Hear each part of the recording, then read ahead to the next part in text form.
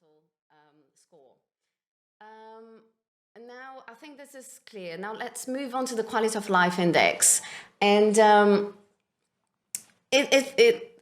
given the results, it is a no-brainer. You know, I think I don't need to go through the methodology to understand. It's a sort of of index that I could look and kind of grasp just by the results what the quality of life index entices. However, you mentioned a few interesting pillars, indicators, migrant quality of life. So is there anything that you would like to highlight from these pillars from the quality of life index? So we have six indicators, six sources there. And it's life is a rich phenomenon. And so it requires that we look at it from many perspectives.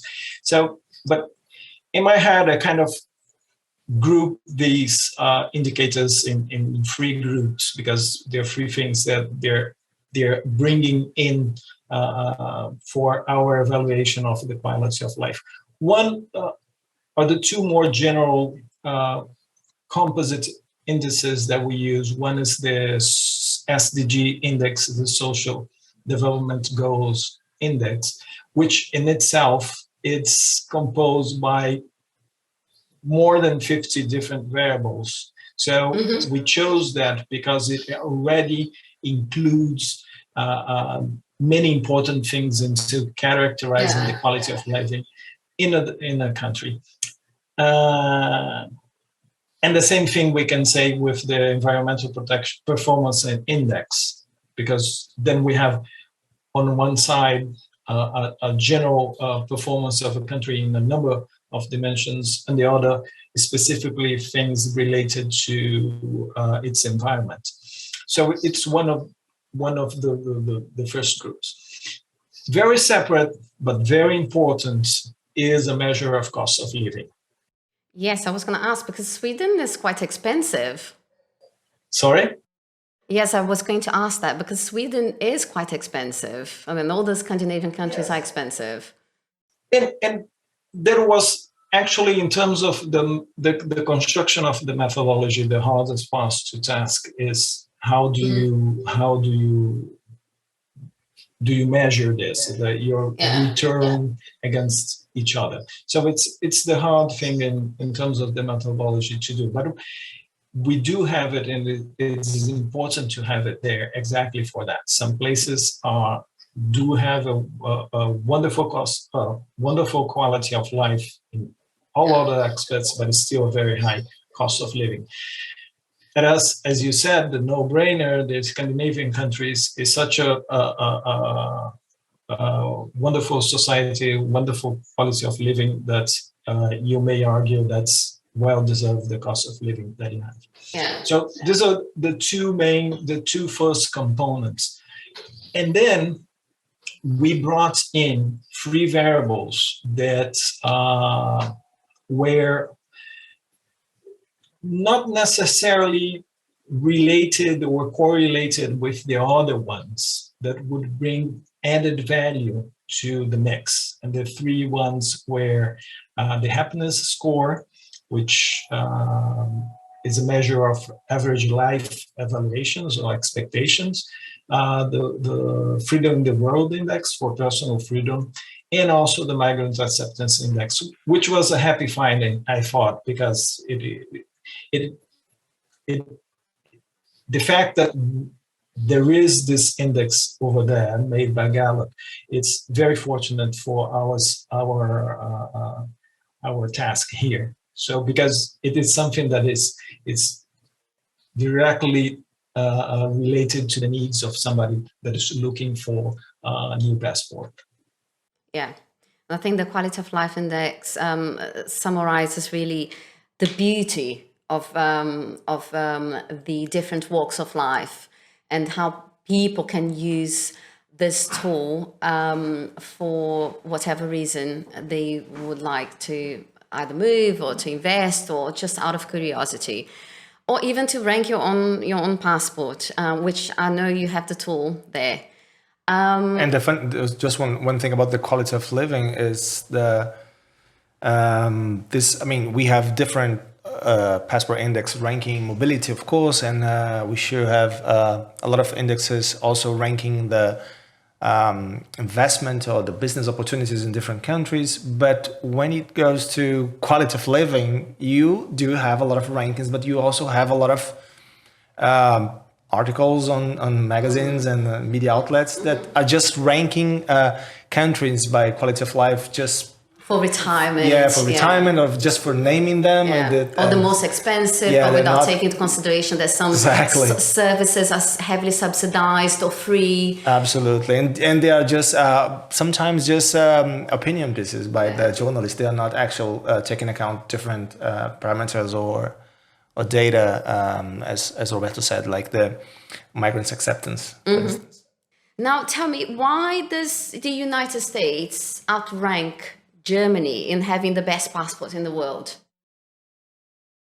Okay, so let me recall here I'm looking at my notes. So in the mobility rank, Germany is 4th and United States is 10th. But at the top of the list in enhanced mobility is a very, very competitive game. I was looking at the raw numbers for the calculation. And if we recall our point systems, the difference between the United States and Germany in that rank is perhaps visa-free access to one single country or less. Okay, so the difference between their enhanced mobility would change their position if the United States had visa-free access to one or two more with visa-free access. So although their positions are distant in that one is 4th, the other is 10th, actually in terms of points, it's a very tiny difference. We notice in the top countries for enhanced mobility is a very tight race. It's like I know Neca likes Formula One. It's like the competition between those that are in the first two lines of the race. It's very, sometimes seconds would make the winner or the second place. So funny thing you said that, because actually I was going to compare this with a different race, which is rally, because on Formula One, even if you win 2 races, you're not summing up the actual races. As in rally, you can win different stages, but at the end you're going to sum up the times. So if you won a race by a very tight time, at the end, the other race that you won, but a fair amount of time, you add up to the end, and then you'll be the winner. So I'm following. Probably that's what happened with the United States. As you said, the enhanced mobility was a very tight race, but the investment index, for sure, the United States outranked Germany for more points. I love this sporting analogy because it totally made sense to me. Wow. So if enhanced mobility is not the question, then we look at the other ones. So in quality of life, Germany outranks the US, but Germany is behind the US in terms of investment. So clearly the advantage of the US here is in the investment rank. And then if we look at the investment, the US, if I'm not mistaken, has the highest attributed points in the global competitiveness index pillars which we selected. So it's the absolute pole position in that particular pillar. So that gives it advantage over Germany in